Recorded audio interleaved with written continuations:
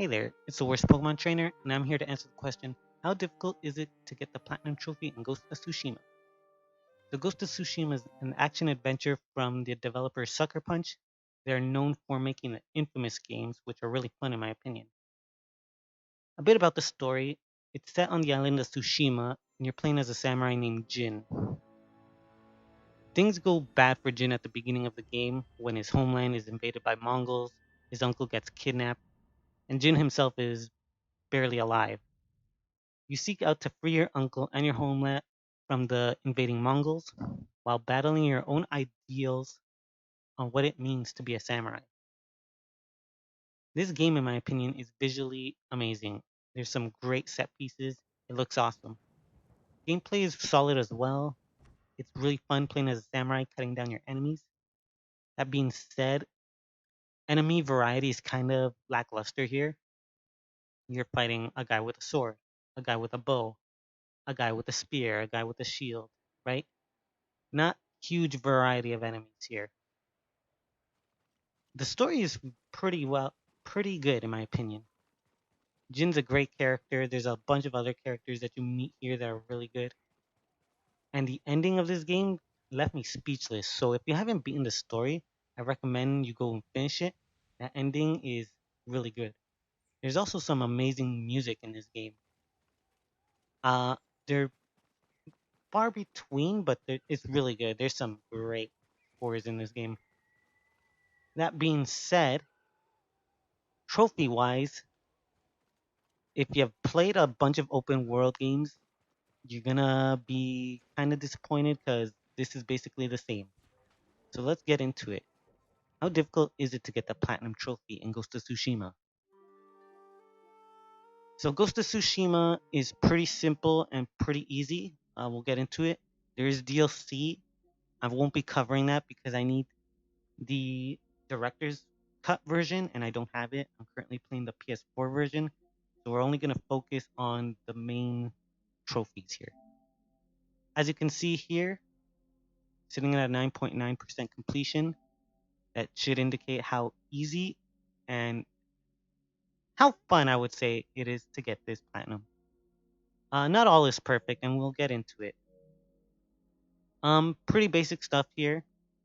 You got some miscellaneous stuff here, like for example, find it right here. Defeat 20 enemies with a counter after a parry. Shoot an enemy while they're running away. Stagger 50 enemies. You gotta upgrade all your abilities. Nothing crazy.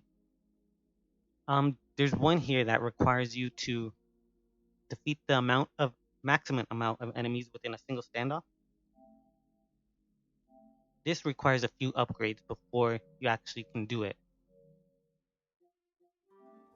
So you would need, for example, right here, you need Sakai clan armor fully upgraded.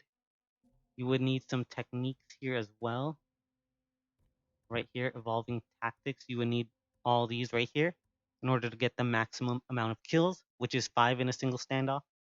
You have to have them, otherwise you won't be able to reach 5. You only do 3 or 4.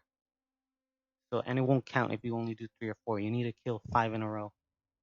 Um, Other than that, you only need to do one playthrough of the game. Before I forget, one playthrough on any difficulty. So don't worry about multiple playthroughs. There is also that's about it for miscellaneous, right? Nothing crazy. All of this can be done in a single playthrough. Like I said, you don't need to do multiple. But there is some annoyances here. The real grind of the game requires you to unlock a bunch of liberated areas. If you see right there where it says occupied status, throughout the game map, there will be a ton of these that you need to liberate. And it's really annoying just because there's so many of them. And you need to finish them for trophies, but they also help when it comes to the collectibles. Once you liberate areas, they'll on the map you'll see some question mark icons. I don't have any on me, but they basically unlock the collectibles like something like this bamboo strike or foxodens or pillar of honors, right? So in that regard, it's kind of annoying that you need to beat all these icons. Like some of these areas will be red. You'll have to liberate them all. It's a lot. It can be kind of annoying. Um, Collectible wise, there is a lot as well. For example, you only need to get 30 vanity gear. That's fine, but you need to get all the shrines, all the hot springs, all the Inari shrines, all the lighthouses, all the pillars of honor. You also need to do all the bamboo strikes, all the duels, and all the haikus. As a note, just if you're missing a couple, like I know I was missing one haiku and one hot spring. If you are missing, it's over here. If I can find the area. That no, not this one. All the way down here. In this inn, you can find one haiku and one hot spring that aren't on your map. You have to talk to a couple of people, like two people, and that's it. And they'll be on right here. So if you're missing one of those, just come to this location and you should have it no problem. Other collectibles you need to worry about in this game are artifacts here. Thankfully, you only need 20 records and I believe only 20 Mongol artifacts. You also need to get at least 5 singing crickets for a miscellaneous trophy. Um, there is an armor here that helps because these aren't marked on your map. It is the what is it? The traveler's attire. These track artifacts. Uh, as you can see, the controller will vibrate when you're in the area of an artifact. So if you're looking for these, just use the attire if you have to. There's also videos online that can show you where to get these. Thankfully, you don't have to get them all. It's already long enough as it is where you have to collect like all of this, right? You have to get all this as well.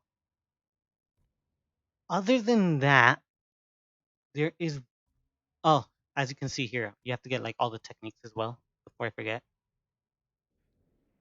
That's pretty easy. But the last thing I want to talk about is the side missions and missions with specific characters.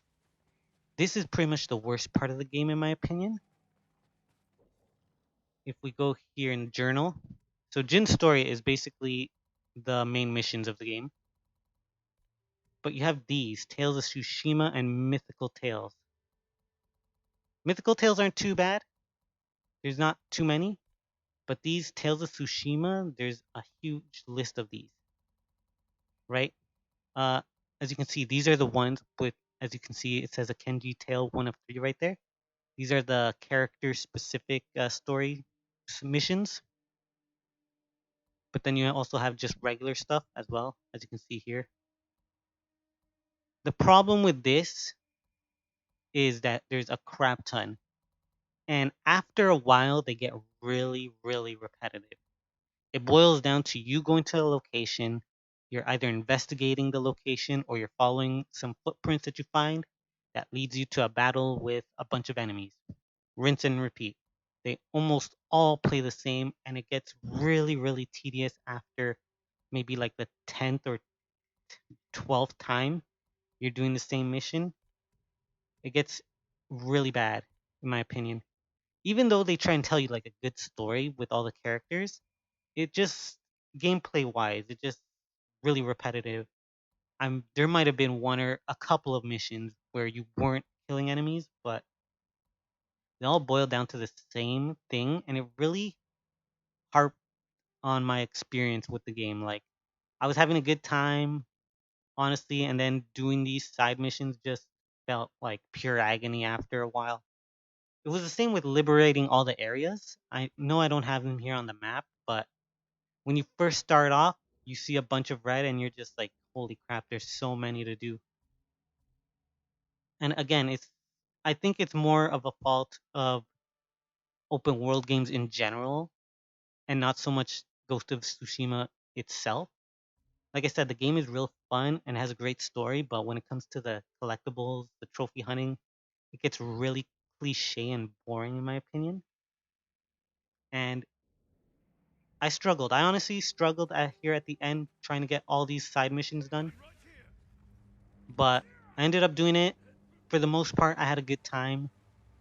But if you're tired of the open world games, messed up there.